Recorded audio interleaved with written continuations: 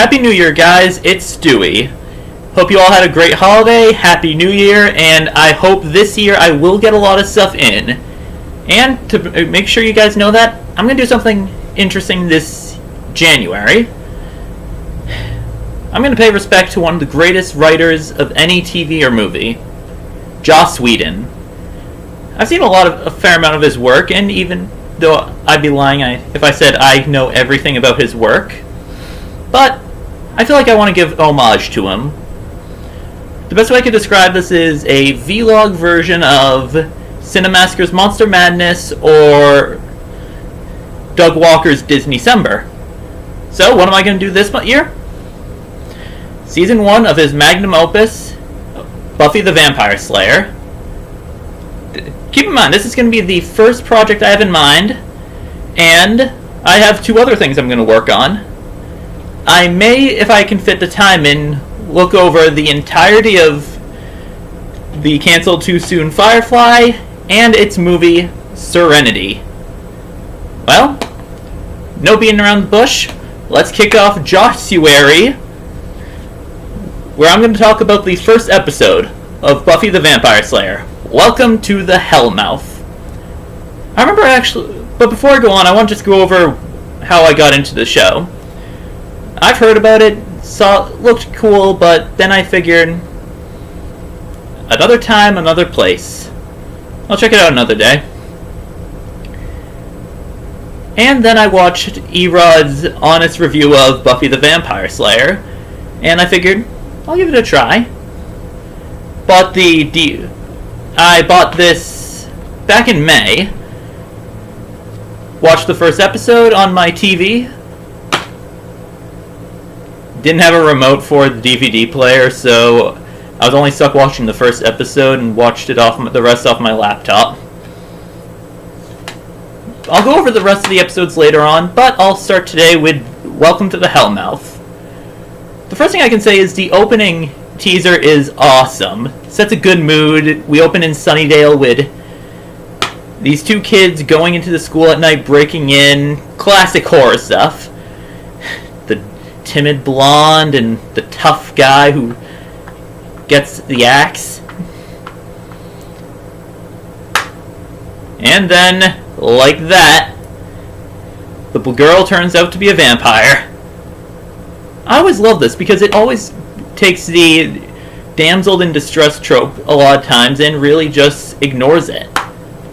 And then we get to the opening, which I have rocked out to it. I will make a video of me reacting to it, hopefully. And then from there we're introduced to our protagonist, Buffy Summers, played by the beautiful Sarah Michelle Gellar.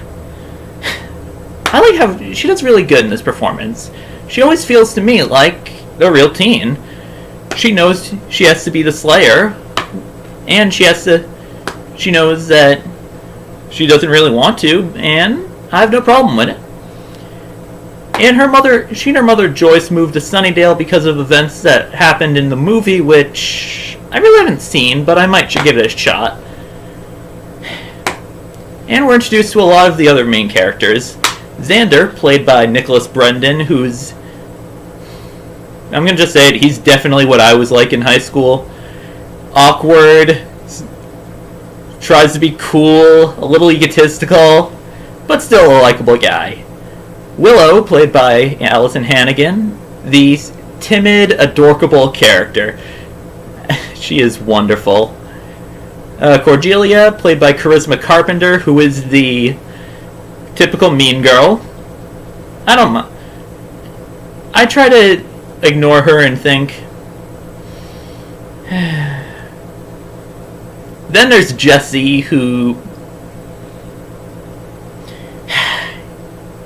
he's just meant to be axed off. Spoiler alert for the episode. He gets axed off. My bad. And then later on we're introduced in a meeting with the Principal Flutie, who is a real nice guy as he comes off with a, so you burnt down the school gymnasium. And Buffy's just all, what? No, there were vampire. What? Asbestos. There was asbestos. Oh, Well, Buffy, that is a thing of the past. Here in Sunnydale, you are going to make a new start. I just like him. Likeable guy. Great. And then we meet Buffy's watcher, Giles, played by the talented Anthony Stewart Head. This is another side of what I'm like a lot, the uptight bookworm who's always has his nose in a book and always cleaning his glasses. Or at least everyone notices. From my friends, they notice he does that a fair amount. And now to explain what the Slayer is and what the Watcher is. Pretty self-explanatory, though. The Slayer is one girl chosen to slay vampires, the demons, or as the intro that I can't believe I forgot to mention. In every generation, there is a chosen one. She alone will stand against the vampires, the demons, and the forces of darkness. She is the Slayer. And the Watcher is basically like Merlin, Dumbledore, or any other kind of observing, the teacher figure. I kind of like seeing this relation because I don't know why. Later on in the episode, we're introduced.